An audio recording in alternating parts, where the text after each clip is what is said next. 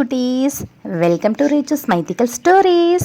இன்றைக்கி நம்ம சேனலில் என்ன கதை பார்க்க போகிறோம் தெரியுமா? விக்ரமாதித்தன் கதைகள் பார்க்க போகிறோம். விக்ரமாதித்தனின் விசித்திர கதைகள். சரி குட்டீஸ், கதையுடைய பெயர் என்ன தெரியுமா? மன்னனை அசர செய்த இளைஞன். வேதாளத்தை தனது முதுகலை சுமந்துக்கிட்டு வந்துட்டு இருந்த விக்ரமாதித்தன் கிட்ட அந்த வேதாளம் ஒரு கதை சொல்ல தொடங்கினுச்சான். ஜெய்புரின்னு ஒரு நாட்டை ஆண்டு வந்த சத்யன்ற ஒரு மன்னன் அதிசயமான விஷயங்களை தெரிஞ்சுக்கிறதுல தீராத ஆர்வம் கொண்டவராக இருந்தாராம். அதனால நாட்டுடைய நிர்வாகத்தை மந்திரிகள் கிட்ட கொடுத்துட்டு சத்யன் இத்தகைய விஷயங்கள்ல ஆர்வம் காட்டிக்கிட்டு வந்தாராம். அப்பப்போ தனது நாட்டோட நிலைமை என்ன அப்படிங்கிறத மந்திரிகள் கிட்ட கேட்டு தெரிஞ்சுக்கிட்டாராம். ஒரு நாள் மன்னர் ஒரு அறிவிப்பு தெரிவிச்சாராம். அது என்னன்னா, வர்ற பௌர்ணமி அன்னைக்கு அரண்மனையில் ரொம்ப அதிசயம் வாய்ந்த விஷயங்களை எனக்கு காட்டுறவங்களுக்கு 1000 பொற்காசுகளை நான் பரிசா தரேன்னு சொன்னாராம். அதன்படி வந்த பௌர்ணமி அன்னைக்கு மன்னன் கிட்ட அவங்களுடைய அதிசயமான பொருளை காட்டி பரிசு பெறணும் அப்படிங்கிற ஆர்வத்தில் ஏகப்பட்ட மக்கள் அரண்மனையோட பிரதான வாசல்ல கூடியிருந்தாங்களாம். முதல்ல ஒரு மனிதர் வந்தாரா. அவரு தன்னோட தோட்டத்தில் வேலை செஞ்சுக்கிட்டு இருக்கிறச்ச ஒரு அதிசய கல் ஒன்று எனக்கு கிடைச்சது. அது பகலையே இரவா மாற்றக்கூடிய சக்தி அந்த கல்லுக்கு இருக்குன்னு சொல்லி பெட்டியிலிருந்து அந்த கல்லை வெளியே எடுத்தப்ப அந்த அரண்மனை, அப்புறம் அந்த அரண்மனையோட வெளிப்புறம் எல்லாமே இருள் சூழ்ந்திருந்துச்சா.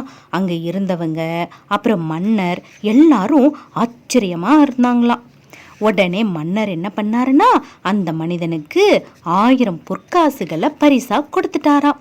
2வதா வந்த ஒரு மனிதன், நான் என்னோட தோட்டத்தில் உலாவிட்டு இருந்தப்ப வானத்தில் ஒரு கந்தர்வ தம்பதி பறந்துக்கிட்டு போகிறத நான் பார்த்தேன். அப்போது அந்த கந்தர்வ பெண் தலையில் சூடியிருந்த பூ ஒன்று என்னோட தோட்டத்தில் விழுந்துருச்சுன்னு, அது அந்த இடத்தையே நறுமணம் வீச செஞ்சதாகவும், அது மட்டும் இல்லாமல் நான் பாதுகாத்த நாள்ல இருந்து இன்னைக்கு வரைக்கும் அது வாடவே இல்லை அப்படின்னு சொன்னாராம்.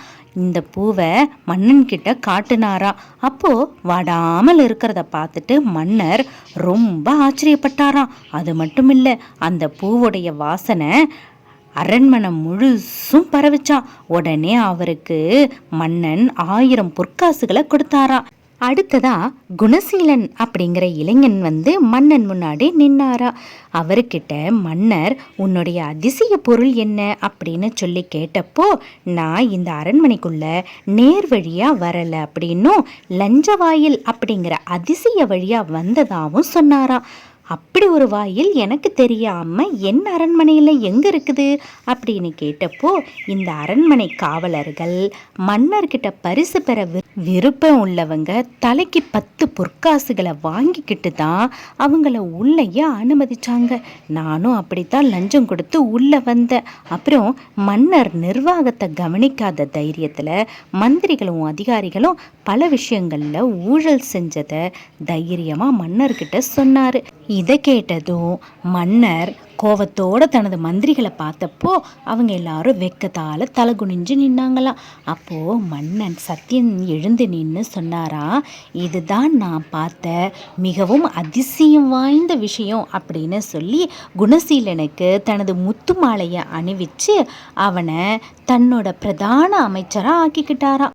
விக்ரமாதித்யா, முன்பு இருவர் காட்டிய அதிசயமான பொருட்களை விட குணசீலன் கூறிய விஷயம் எப்படி அதிசயமிக்க ஒன்றாகியது.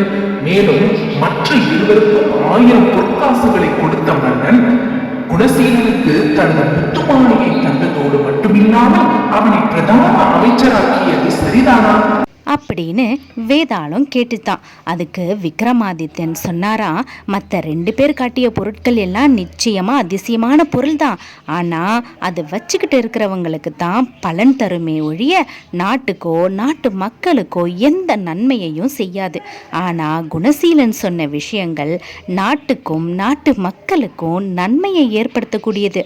அது மட்டும் இல்லாமல் எதுக்கும் பயப்படாமல் மன்னர்கிட்ட அவனுக்கு கீழே பணிபுரிகிற வங்க பற்றி தைரியமாக எடுத்துரைச்சாரு.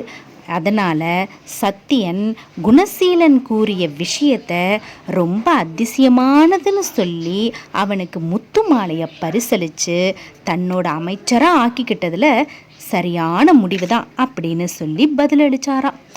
மறுபடியும் வேதாளம் முருங்கை மரத்தில் ஏறிக்கிச்சான். என்ன குழந்தைங்களா, கதை பிடிச்சிருக்கா? கதை பிடிச்சிருந்ததுன்னா உங்களுடைய குட்டி குட்டி ஃப்ரெண்ட்ஸுங்களுக்கும் கதையை ஷேர் பண்ணுங்கள், சேனலை சப்ஸ்கிரைப் பண்ணுங்கள். தேங்க்யூ.